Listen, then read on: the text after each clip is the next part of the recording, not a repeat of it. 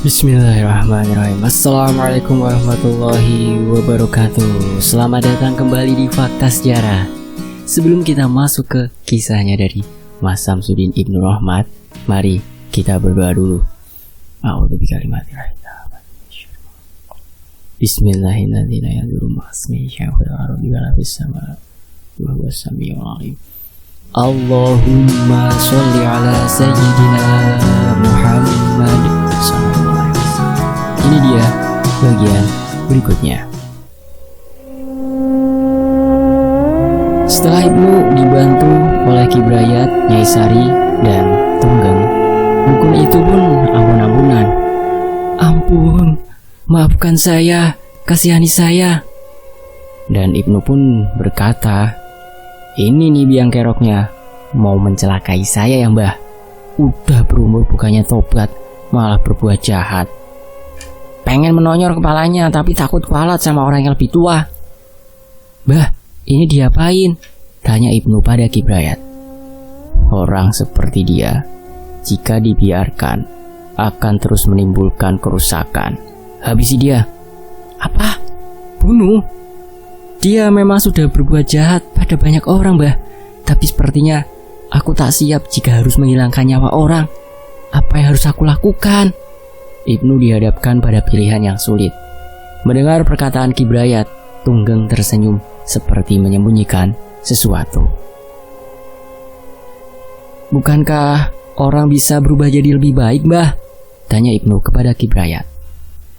Tapi tidak untuk orang seperti dukun ini. Kamu pasti juga sudah menyadarinya. Berapa banyak orang yang celaka karena dia. Dia bahkan rela tak dibayar demi bisa memuaskan kesenangannya. Menyakiti orang lain dengan kelebihan yang dimiliki. Kamu saja mau dihabisi olehnya karena hal sepele. Manusia jika sudah merasa paling hebat, dia akan jadi sombong, kata Ki Brayat. Kalau dibikin jadi ODGJ gimana, Mbah? Terlalu enak kalau dibikin seperti itu. Kalau lumpuh, Mbah, bisa dengan mengambil sebagian inti kehidupannya. Tapi buat apa kami mengambil sebagian inti kehidupan dari manusia keji seperti dia? Maaf, Mbah.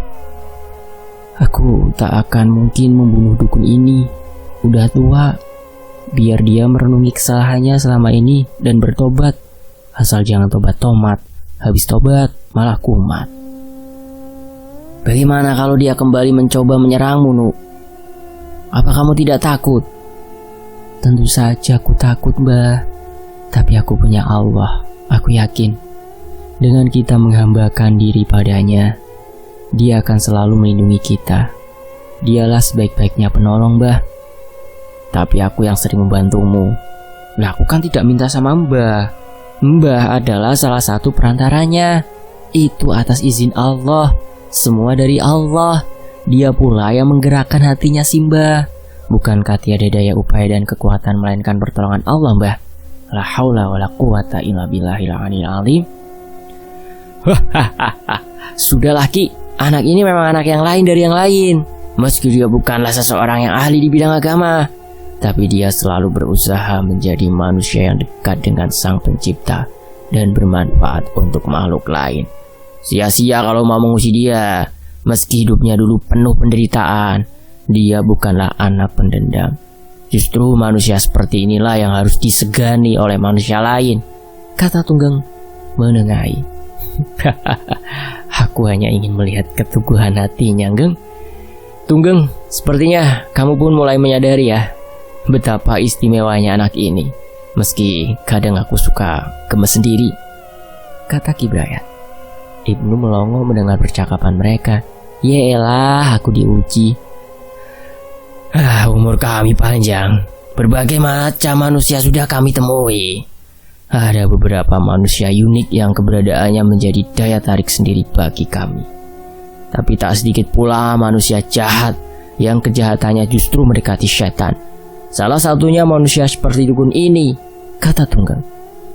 Jadi, dukun ini diapain, Mbah Tunggeng? Tanya Ibnu. Serahkan hal ini kepadaku, jawab Tunggeng lalu melangkah mendekati dukun. Dicekik dan diangkatnya. Tiba-tiba Tunggeng mengeluarkan ekornya yang selama ini tak kasat mata.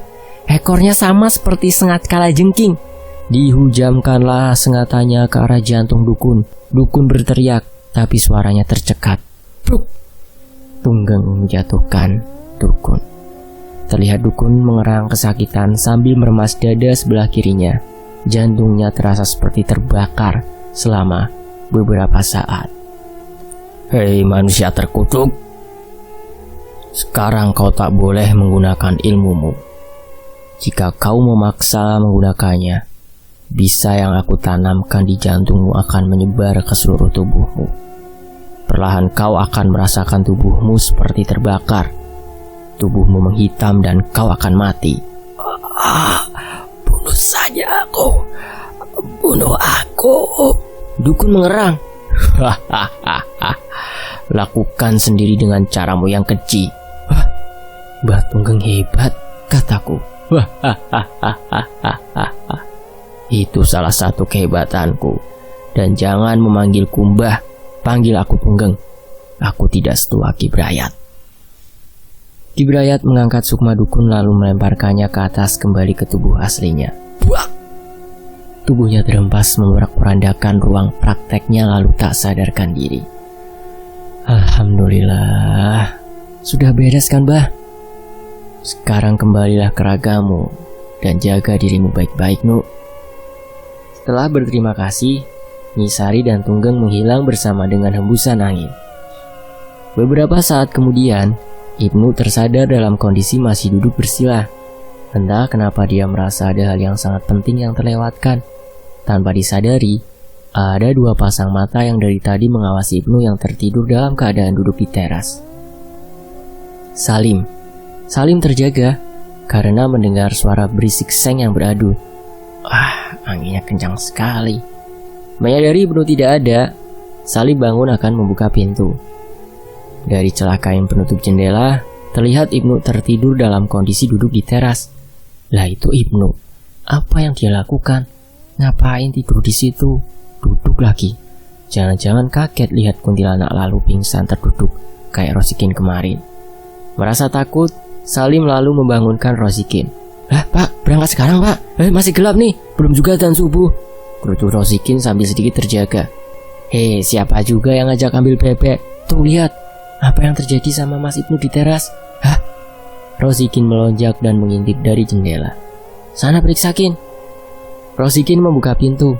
Saat pintu terbuka, angin bertiup kencang, mendorong daun pintu, disertai suasana alam yang sedikit mencekam. Brak! Pintu menghantam kepala Rosikin hingga dia jatuh ke belakang. Aduh! Digosok-gosokkan tangannya ke kepala. Tidak apa-apa, Kin? Tanya Salim melihat Rosikin meringis kesakitan. Cuma benjol Pak, tidak bocor. Bapak aja yang tengok. Oke, ntar mak us lagi. Tunggu aja sampai adzan subuh atau sampai bangun sendiri. Mereka berdua memutuskan untuk mengawasi Ibnu dari dalam. Saat melihat Ibnu sudah bangun, Rosikin mendekati Ibnu dan Salim tetap mengawasi di ambang pintu. Ngapain di sini Mas? Kaget lihat kuntilanak ya? Emangnya kamu? Lah terus ngapain Mas? Nunggu tukang bakso lewat? Jam segini mana ada? Ngawur aja Mas Ibnu ini. Habisnya kamu ngomongin anaknya kuntil, jadi gak bisa tidur. Gerah, keluar aja sambil jaga. Siapa tahu orang kemarin menanam buhul datang lagi. Malah ketiduran. Ibnu bergila. Astaga, naga buah naga tiada kepalanya. Ibnu teringat hal penting apa yang terlupakan. Lupa menanyakan pada si dukun, siapa yang memintanya untuk mengguna-gunai pemotongan. Pagi harinya, Buruhan datang mengirim bebek ke pemotongan.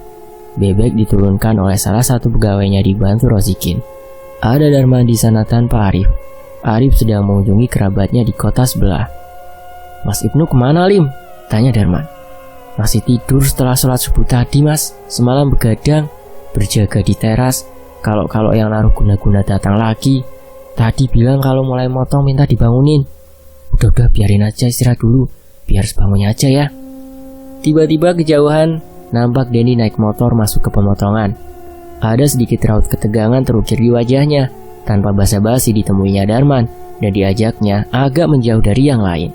Denny berkata kepada Darman, Mas, saya selalu kekeh mengajak Mas kembali menggeluti usaha kuningan karena permintaan Bapak. Bapak khawatir kalau Mas bertahan di pemotongan dan tidak tahu ilmunya, nanti bisa bangkrut. Selama ini usaha kuningan kita kan baik-baik saja, meski sedikit goyah karena kalah bersaing dengan barang impor, kata Denny tegas. Darman, Denny dan mertuanya memang sebelumnya memproduksi berbagai software dan berbagai macam kerajinan berbahan logam kuningan, kemudian dikirimkan ke berbagai kota sesuai pesanan. Den, aku kan udah sekian bulan di pemotongan. Sedikit demi sedikit mulai paham lah. Aku juga melihat peluang di sini. Jika kamu butuh bantuan, bilang saja. Pasti akan aku bantu apapun masalahnya. Darman mencoba menguatkan. Lalu, yang katanya mengalami kerugian kemarin itu bagaimana? Itu sudah teratasi, Den. Tak usah khawatir. Syukurlah, Mas. Aku akan berusaha menguatkan Bapak juga biar tak terlalu khawatir. Sekarang aku balik dulu ya, Mas. Tunggu dulu, Den. Nitip daging bebek biar dimasak orang rumah. Gak usah, Mas. Gak baik nolak rezeki. Dah, tunggu aja dulu. Ibnu yang sudah bangun dan cuci muka segera menghampiri Rosikin dan hendak membantunya. Mana lagi, Kin?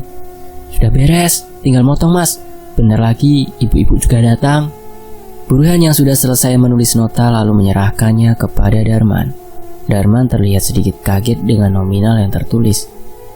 Naik beneran, Pak? Tanya Darman. Iya, tahu sendirilah, Pak. Bebek susah sekarang. Jadi harganya naik seperti yang saya sampaikan semalam. Bayar tempo ya. Ya jangan dong, Pak. Bebek yang ini ada yang bersedia membelinya dengan harga lebih tunai lagi. Tapi karena saya merasa tak enak sama Pak Darman, saya berikan kepada Bapak. Saling mengertilah ya, Pak. Kalau saya tak peduli sama Bapak, udah saya kasih ke orang lain ini bebek. Ngomong-ngomong, kenapa kemarin libur dulu, Pak? Ibu-ibu yang biasa bantu lagi sibuk ngurus sawah, Pak. Jawab Darman berbohong. Lah, kirain ada masalah, Pak. Ujar Burhan tersenyum. Dari kejauhan, tampak Ibnu memperhatikan percakapan mereka. Itu siapa, Kin, yang bareng Pak Darman? Oh, itu Pak Burhan, bakul bebek. Pelit orangnya. Sembarangan aja kalau ngomong. Dekatmu ada pegawainya juga. Biarin, kata dia juga gitu kok. Pegawainya perlu pinjam duit aja, susah ngasihnya. Belibet. Dibantuin turunin bebeknya, mbok yang ngasih goceng kayak buat beli es, kagak pernah. Aku bantuin karena gak enak aja ada Pak Darman. Kin, kalau yang mas-mas itu siapa? Itu Denny, adiknya Pak Darman. Oh, yang punya usaha logam kuningan itu? Betul sekali. Rosikin mengacungkan jempol. Itu jidatmu kenapa benjol kayak gitu? Kejedot pintu semalam, Mas. Untung pintunya gak apa-apa ya, Kin. Hihihi. Hahaha, ini lagi kurang asem kamu, Mas. Setelah menerima daging bebek pemberian Pak Darman, Denny undur diri, sedangkan Burhan tampak istirahat sejenak sambil memperhatikan pekerjaan di pemotongan. Pegawai Burhan mengemasi kandang-kandang kecil yang sudah kosong, lalu mengikatnya di mobil. Begitu selesai, Burhan dan pegawainya pamit pulang. Perlahan mobil yang Burhan kendarai keluar dari pemotongan. Mas Ibnu, coba kemari sebentar, kata Darman. Iya, Pak, ada apa ya? Semalam bagaimana? Aman? Oh, semalam aman, Pak. Semoga orang yang punya niat jahat kepada Bapak tidak bertindak lebih jauh lagi, jawab Ibnu setelah terdiam beberapa saat. Pasti Mas Salim yang cerita kalau semalam aku berjaga di luar. Mas, apa ndak tahu siapa yang menaruh bulu di depan pemotongan? Saya ndak tahu, Pak. Kan bukan dukun yang pintar menebak-nebak. Yang penting usaha Bapak sudah berjalan normal kembali. Iya, Mas. Saya mengucapkan banyak-banyak terima kasih sama Mas Ibnu udah nolongin saya. Sama-sama, Pak. Oh iya, Mas Arif kemana, Pak? Tumben tidak ikut. Mas Arif kemarin pergi katanya, mau nengok saudaranya di kota sebelah. Sekalian mau pamitan, mau balik ke Jakarta lagi dalam waktu dekat ini. Merasa semua urusan sudah selesai, Arif berencana segera kembali ke Jakarta bersama Ibnu. Tentu saja selama ini Arif tidak mengetahui apa yang sudah terjadi sebenarnya. Sementara itu di lain tempat, Kamu gak pulang-pulang, Kin? Entar dicariin makmu loh. Tanya Salim malam itu sambil ngobrol di teras.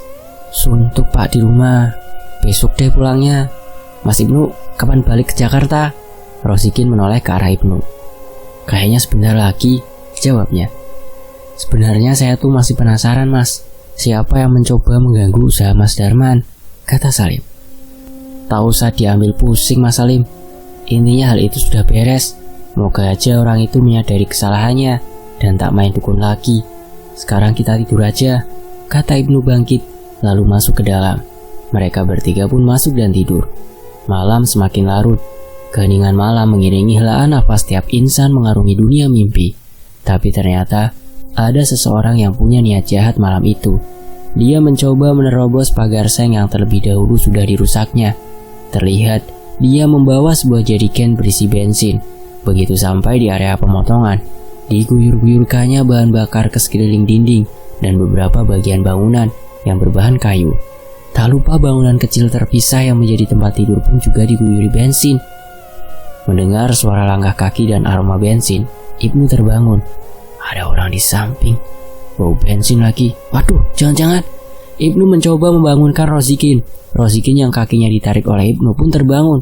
Ada orang di luar, Kin, kata Ibnu. Hah, di mana? Maling ya? Wah, bawa apa ini? Bensin. Ayo kita periksa, Kin. Aku takut kalau dia mau membakar pemotongan. Mendengar hal itu, Rosikin berlari ke arah pintu diikuti Ibnu. Begitu sampai di luar, Rosikin melongok ke tempat pemotongan dan nampak seseorang sedang berusaha menyalakan korek api. Woi! Teriakan Rosikin mengagetkan sosok berkupluk topeng tersebut hingga membuat jatuh korek yang dipegangnya. Melihat ada orang yang mengetahui perbuatannya, sosok itu berusaha berlari ke belakang pemotongan, berniat menghindari orang yang memergokinya. Rosikin dan Ibnu mengejarnya. Tak lupa Ibnu mengambil kunci gembok gerbang. Ternyata orang itu berusaha merangkak keluar melalui celah pagar seng tempat tadi masuk. Melihat sasarannya hendak keluar, Rosikin melompat menangkap salah satu kakinya. Sosok itu menendang dengan telapak kakinya dan mengenai mata kiri Rosikin. Jancuk! Rosikin yang kesal mencengkeram erat pegangannya sambil mencakar, tapi sayang, pegangan Rosikin terlepas akibat sosok itu berontak semakin kuat. Merasa lepas, orang tersebut bangun dan berusaha berlari. Baru beberapa langkah, sebuah tendangan keras mendarat di punggungnya, membuatnya jatuh tersungkur. Kapok nggak kamu? Ternyata Ibnu sudah menunggunya di luar pagar. Melihat Rosikin menangkap salah satu kaki orang itu, Ibnu memilih keluar lewat pintu gerbang. Memperhitungkan seandainya orang itu lolos dari Rosikin. Benar saja. Ketika pintu gerbang terbuka, orang itu sudah lolos dan berusaha bangun lalu berlari. Ibnu berlari melompat dan menendang punggungnya. Sosok itu baru posisi merangkak mencoba bangun, tapi Ibnu segera menendangnya lagi, mengenai ulu hati. Ketangkep, Kin! Ibnu berteriak. Rosikin bergegas menghampiri Ibnu. Didapatinya orang bertupluk topeng tiduran mengerang sambil memegangi perutnya. Rosikin menduduki perutnya lalu menghadiahi bau mentah ke bagian pelipis. Merasa tak puas, dipukulnya lagi bertubi-tubi di bagian kepala. Rasain lu, mampus kamu. Sudah kini, bisa mati ntar tuh. Ibnu menarik pundak Rosikin dan menghentikan aksinya. Aduh, ampun, udah. Sosok itu mengiba. Nih udah. Tendangan Rosikin mengenai tulang rusuk. Ampun, ampun, jangan. Kin, kita bawa masuk aja. Rosikin mencengkeram salah satu kakinya lalu menyeretnya menyusuri jalan tanah masuk ke pemotongan. Salim menuju ke halaman. Tempat peneror itu terkapar kesakitan. Kurang ajar. Sebuah tendangan dilayangkan Salim ke arah perut. Ampun, sakit, udah. Sekarang pun ampun, mau membakar kami hidup-hidup ya? Salim menarik kupluk topeng yang dipakai orang tersebut. Betapa terkejutnya saat mengetahui siapa orang di balik topeng. Meski terlihat bengkak di beberapa bagian, tapi mereka bertiga masih mengenali orang itu. Pak Burhan? Salim terkejut. Oh alah pak, udah berumur malah nyari penyakit, ujar Rosikin jengkel. Jagain, aku nelpon Mas Darman dulu ya. Salim mengambil gawainya lalu menghubungi Darman. diceritakan apa yang telah terjadi. Mendengar hal itu, Darman pun bergegas ke pemotongan. Sesampainya di sana, didapatinya Burhan sudah dalam keadaan terikat kaki dan tangannya. Darman merasa geram. Ingin sekali rasanya menghajar pria yang selama ini pura-pura berbuat baik padanya itu. Namun, rasa iba membuatnya tak merupakan ledakan emosinya. Ya Allah, Pak, tak kusangka Bapak setega itu terhadap saya. Kamu sudah selayaknya mendapat balasan atas perbuatanmu, Darman. Gara-gara kamu, aku harus kehilangan beberapa petani. Mereka lebih suka menjual bebeknya kepada kamu daripada kepadaku, kata Burhan dengan amarah. Jadi, tentang adanya orang yang memonopoli perbebekan itu adalah kamu, sahut Salim. Oh, yang katanya petani kalau dulu ada orang yang membeli bebek dengan murah itu, Pak, tanya Rosikin pada Salim. Iya, Kin. Ya wajarlah, siapa yang mau jual murah? Jangan mentang-mentang merasa paling senior, lalu bisa berbuat sesuka hati. Apalagi kondisi bebek mulai susah kayak gini. Burhan terdiam. Selama ini aku yang mengendalikan harga di sini. Pesaing seperti kamu harus disingkirkan, kata Burhan dengan napas memburu. Pak Burhan, saya mengelola pemotongan dan jual beli bebek karena saya tahu ada sistem jual beli tidak sehat di daerah sini. Sekian lama, harga terlalu murah bagi petani, balas Darman. Menyingkirkan pesaing, jangan-jangan Bapak juga yang mengirimkan guna-guna agar Pak Darman bangkrut kan? Kata Ibnu. Serentak keempat pasang mata itu melihat ke arah Burhan. Burhan hanya terdiam, ketakutan, sambil berusaha menahan rasa sakit yang dirasanya. Ngomong! Rosikin membentaknya sambil melayangkan tendangan yang mengenai perut Burhan. Burhan jatuh dan meringis kesakitan. Iya, aku ngaku. Aku meminta seorang dukun untuk mengirim guna-guna agar pemotongan ini bangkrut. Makanya aku mau menjual bebek dengan harga lebih murah pada Darman. Toh, bebek itu pasti akan membusuk atau mati sendiri. Tapi entah kenapa, sepertinya guna-guna itu sudah hilang dan dukun itu sekarang sakit. Karena melihat pemotongan ini kembali normal, maka aku berniat memberi pelajaran sendiri kepada Darman dengan membakar pemotongannya. Burhan mulai melunakkan nada bicaranya. Setan kamu, Burhan, serabah Salim sambil memberikan bogem mentah ke dada Burhan. Ampun, Lim, ampun, Burhan merintih. Bawa ke polisi aja, Mas. Manusia laknat kayak gini jangan dikasih ampun. Mendengar kata polisi, Burhan mengibah sambil memegangi salah satu kaki Darman. Tolong, jangan masukkan aku ke penjara, Man. Aku punya anak dan istri. Jangan, Man, kasihani aku. Darman tertegun. Ingin rasanya membalas semua perbuatan buruk Burhan. Mengingat semua kebaikannya ternyata hanyalah sebuah kamuflase untuk menyembunyikan kebencian. Dihirupnya nafas memenuhi rongga dada. Sebuah keputusan harus diambil dan Darman sudah memutuskan hal apa yang harus dilakukan terhadap manusia berwajah dua tersebut. Darman menatap tajam mata Burhan. Apa yang harus saya lakukan jika saya tak menyerahkan Bapak ke pihak berwajib? Bapak sudah kelewatan berbuat sejauh ini terhadap saya. Burhan sadar telah berbuat salah. Dia hanya bisa menyesali kesalahannya, sambil berharap semoga Darman memaafkannya. Dalam hati Burhan berjanji akan berusaha menjadi orang yang lebih baik. Namun apapun keputusan Darman, Burhan harus siap menanggungnya. Aku mohon jangan bawa aku ke polisi. Kita selesaikan dengan kekeluargaan, Man.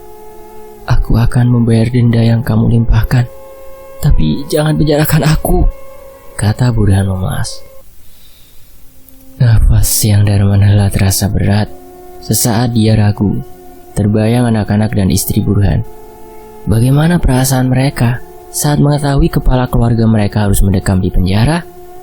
Tapi akankah Burhan jerah? Setidaknya tak ada salahnya memberi dia kesempatan. Biarlah dia membayar dengan uang sebagai jaminan. Darman akhirnya meminta Burhan membayarkan nominal uang ratusan juta sebagai dendanya dan harus dibayarkan paling lambat pukul 12 siang nanti. Dari mana aku dapat uang segitu banyak, Man? Kita adalah pelaku usaha. Tak mungkin Bapak kesulitan mendapatkan uang segitu. Sekiranya tak sanggup, biarlah jalur hukum yang saya tempuh. Bukti beserta saksinya sudah cukup untuk membawa Bapak ke penjara. Burhan diam. Dia memang punya tabungan di bank, tapi tak mencapai nominal seperti permintaan Darman. Namun setidaknya Burhan masih memiliki tanah dan kendaraan yang bisa dijadikan jaminan. Baik, Man, terdengar Burhan menjawab lirih. Sekarang hubungi istri Bapak, minta kesini menjemput. Bawa juga semua anggota keluarga di rumah Bapak. Meski saya tak membawa Bapak ke polisi, setidaknya mereka tetap harus tahu kelakuan busuk Bapak. Burhan terkejut, namun tak bisa menolak perintah Darman. Diambilnya gawai yang disimpan di saku jaket lalu menghubungi istrinya. Beberapa lama kemudian, istri dan anak Burhan yang dihubungi sudah tiba, didampingi pula oleh orang tua Burhan. Ada perasaan terpukul, malu, dan marah yang menyatu di perasaan mereka saat mereka mengetahui apa yang terjadi. Berkali-kali keluarga Burhan meminta maaf atas perbuatan Burhan. Darman akhirnya mengizinkan mereka membawa Burhan setelah menyampaikan kesepakatannya. Malam itu, Darman lalui dengan perasaan lega. Begitu pula dengan Salim, Rozikin, dan Ibnu. Seakan awan mendung yang selama ini menggelayuti hati dan pikiran mereka, kini telah sirna. Entah mengapa, gelapnya malam yang diarungi saat itu terasa begitu menyenangkan. Ayo Nuk, beresin semua barangmu. Awas kalau ketinggalan. Aku gak mau putar balik untuk mengambilnya, kata Arif sore itu. Iya Mas, ini lagi dicek. Ibnu kembali memeriksa dan mengingat apa-apa miliknya yang akan dibawanya kembali ke Jakarta. Setelah sholat maghrib, Arif dan Ibnu akan berangkat menuju Jakarta. Sambil menunggu azan dan Ibnu berbenah, Arif, Salim, dan Rozikin terlibat pembicaraan. Ibnu, pekerjaannya gimana Mas? Tanya Arif kepada Salim. Bagus Pak, sekatan lebih cek daripada Rozikin. Lamaan di sini juga tidak apa-apa. Rozikin di sampingnya hanya bisa memajukan bibirnya. Walah, jangan kalau itu. Ibnu di sini, saya di Jakarta malah nggak bisa apa-apa. Ngomong-ngomong, itu matamu kenapa Mas? Kejadian semalam? Tanya Arif seraya menoleh ke arah Rozikin. Pagi tadi, Darman menceritakan apa yang terjadi semalam kepada Arif. Semua kejahatan Burhan diceritakan, tentu saja kecuali tentang yang berkaitan dengan daging busuk. Iya Pak, kena tendangan si Burhan, tapi tidak apa-apa kok. Cuma lebam aja. Matanya masih normal, hanya sempat berkunang-kunang saat kena tendangan. Rozikin lalu menceritakan lebih detail kejadiannya. Arif mendengarnya sambil sesekali bertanya. Memang kuakui, kalau Ibnu itu anaknya emang lincah. Ganti lampu kamar mandi aja dia nggak pakai tangga atau kursi, hanya dengan memanjat tembok. Ketika sudah sampai atas, kakinya bertopang pada kedua sisi tembok, baru mengganti lampunya. Udah kayak ninja pokoknya. Dan azan maghrib berkumandang. Selesai menunaikan sholat dan bersiap, Arif dan Ibnu berpamitan kepada Salim dan Rozikin. Kalau senggang, sering-sering mainlah kesini Mas, nanti aku ajak mancing lagi, kata Rozikin. Insya Allah Kin, baik-baik di sini ya. Jangan godain emak-emak aja kamu, balas Ibnu. Dari kejauhan nampak mobil Darman datang. Selain ingin melepas Arif dan Ibnu ke Jakarta, Darman juga ingin berterima kasih secara khusus kepada Ibnu. Terima kasih banyak atas bantuan Pak Arif dan Mas Ibnu. Maaf jika selama di sini saya tidak bisa memberikan pelayanan yang terbaik, malah saya yang menyusahkan, kata Darman. Tidak apa-apa Pak, sudah kewajiban kita untuk saling tolong-menolong. Kami pamit dulu ya Pak. Arif pun segera menjabat tangan Darman dan mengucapkan banyak terima kasih atas segala kebaikan Darman selama di kota tersebut. Arif masuk mobil diikuti Ibnu yang hendak masuk dari sampingnya. Oh iya Mas Ibnu, ini ada sedikit rezeki buat Mas Ibnu, buat tambahan jajan. Darman memegang tangan Ibnu dan memberikannya sebuah amplop berisi uang. Ibnu terperangah. Isi amplopnya lumayan tebal. Sesaat Ibnu memandang Darman lalu Arif. Udah terima Nu, tak baik menolak rezeki, ujar Arif. Terima kasih banyak Pak, saya terima. Duh, jadi enak nih saya. Hehehe. Ya enak lah orang terima duit. Kebangetan kalau kamu bilang gak enak, timpal Arif. Setelah mengucap salam, perlahan mobil yang mereka tumpangi keluar dari area pemotongan, menyusuri jalan kampung menuju jalan besar. Ibnu berharap semoga kejadian janggal dan tak nalar tak terjadi lagi dalam kehidupannya ataupun usaha yang berhubungan dengannya. Meski tak bisa dipungkiri, demi harta, demi kemewahan dunia, manusia rela berbuat seperti iblis. Bahkan tak sedikit yang rela menukarkan keimanannya untuk kenikmatan dunia yang sesaat. Kepada iblis, laknatullah. Tak sadarkah mereka balasannya pedih menanti di akhirat? Semoga keimanan kita senantiasa bertambah dan hati kita terjaga untuk selalu istiqomah di jalannya. Amin.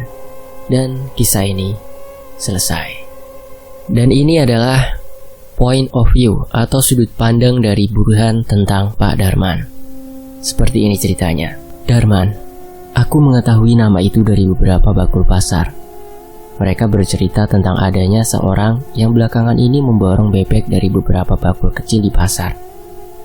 Katanya, dia berani membeli lebih mahal. Kuakui, selama beberapa tahun, akulah yang memonopoli perdagangan bebek di kota ini. Aku di sini Pak Burhan ya teman-teman ya. Aku membeli dari para petani yang beternak bebek ataupun dari bakul yang biasa mangkal di pasar. Ku beli bebek mereka dengan harga yang lumayan murah. Maklum, di daerahku, minat warga untuk mengkonsumsi daging bebek masih rendah. Berbeda dengan beberapa kota tetangga yang mulai menjadikan daging bebek sebagai salah satu menu andalan. Aku punya beberapa petani langganan yang rutin beternak bebek, yang mana mau tak mau pasti menjual hasil panennya kepadaku, karena akulah satu-satunya yang bisa dan berani membeli bebek hidup dalam jumlah besar. Tapi, beberapa bulan ini, mereka tak lagi menjual bebeknya kepada aku. Rupanya ada seseorang yang membeli bebek mereka dengan harga yang lebih pantas. Hingga akhirnya aku bertemu orang itu di pasar. Saat dia mencoba membeli beberapa puluh ekor bebek dari para bakul pasar. Bahkan dia juga menawarkan kesepakatan kerjasama agar dicarikan bebek untuk kemudian dikirimkan ke pemotongannya. Sial. Pantas saja dia berani menampung bebek dalam jumlah banyak. Ternyata dia punya pemotongan. Bebek yang sudah dipotong di-packing dengan es lalu dikirimkan ke Jakarta. Ada kenalannya yang menyuplai daging bebek ke beberapa restoran di sana. Aku tidak gegabah. Akhirnya, aku berkenalan dengan orang itu, Darman.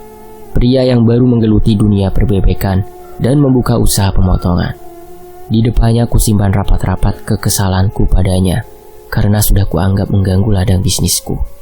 Latar belakangnya ku korek. Awalnya dia punya usaha membuat berbagai macam kerajinan dari bahan logam kuningan seperti engsel, handle pintu, souvenir, bahkan beberapa kuningan atribut kepolisian dan militer. Sudah bisa kupastikan kalau dia juga punya kenalan orang-orang yang bertugas di lembaga yang mengabdi pada negara. Kekesalanku semakin menjadi. Aku tak mungkin bisa menyakitinya.